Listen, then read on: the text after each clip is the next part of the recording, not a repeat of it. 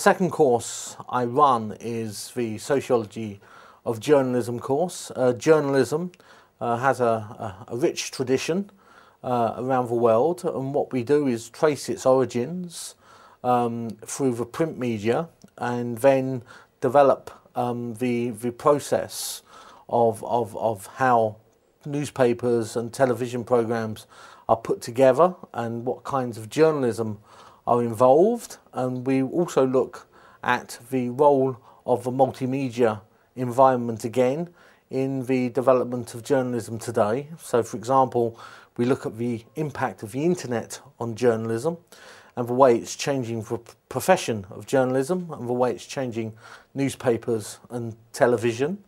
We also look at the developments within the industry, for example, the impact of what we call the free press, newspapers which today are handed out at stations, at key points in many cities around the world, and the impact this is having on traditional business models for developing newspapers and television, and the impact this is having on the kinds of journalism which is being produced again by new independent journalists, many of whom have come through media schools.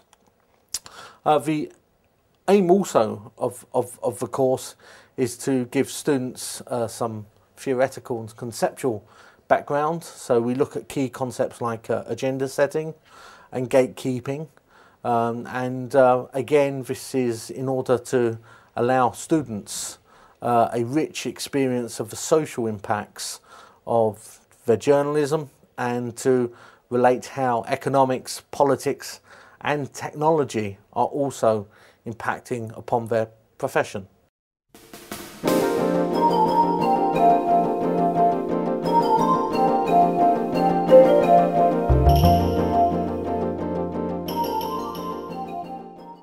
I teach a fiction course in filmmaking.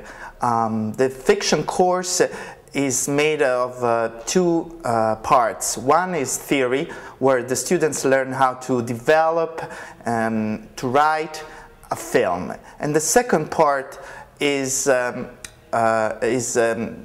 about shooting a real film.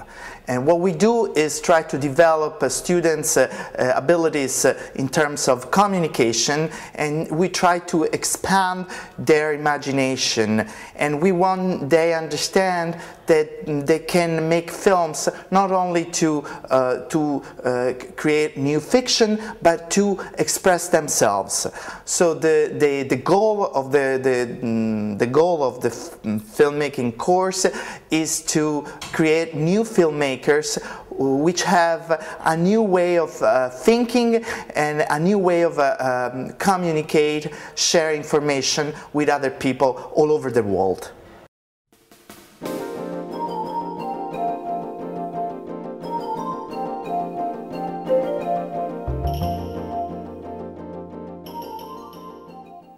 Hello, I'm Sean Patrick Lovett. I've been teaching at the Gregorian for about 20 years, on and off. I teach two courses, one in radio production, which you can see. This is the radio studio where my students do their practical work, and a second course in what we call personal expressive techniques. It's really about paralinguistics, it's about body language, it's about everything you ever wanted to know about how you communicate with others, but didn't know who to ask.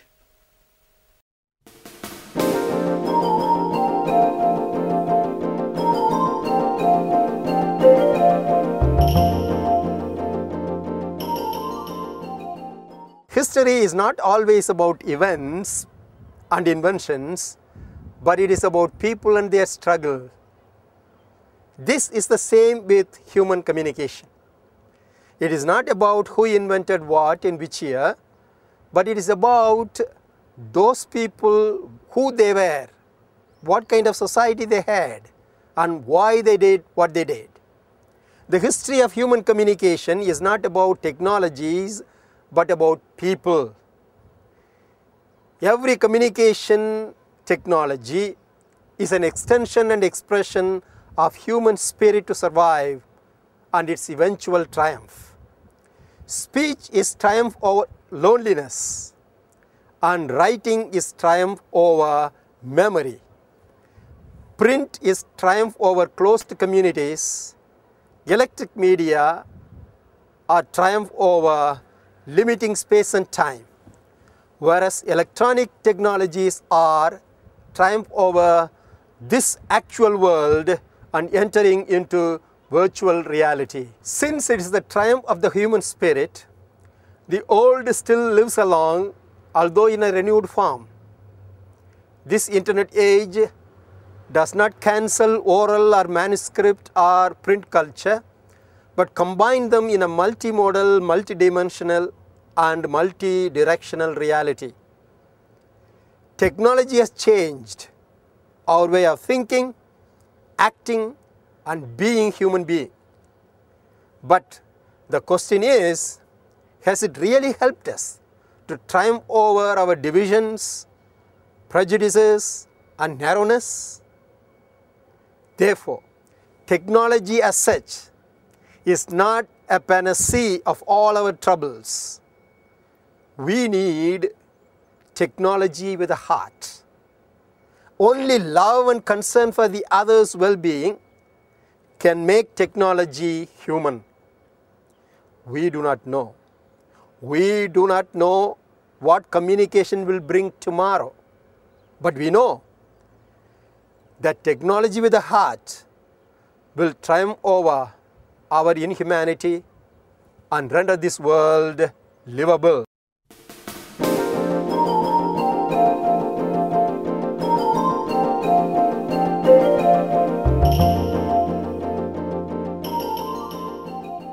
Communication sciences is really nothing but an offspring of the very old and ancient tradition of rhetorics.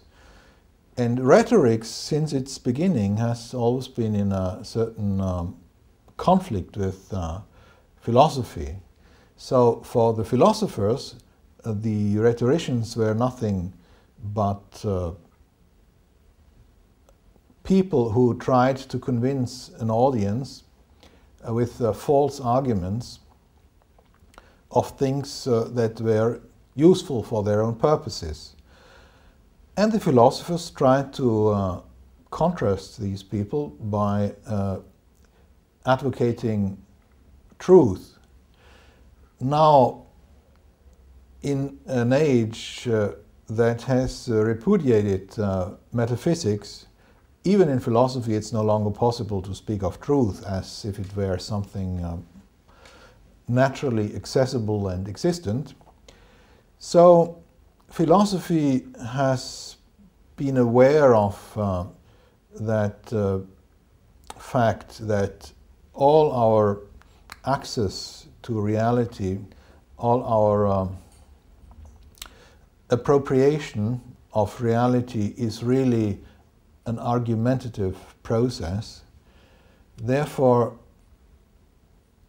we argue to create or to state something and to communicate something as real or as not real or as mere opinion.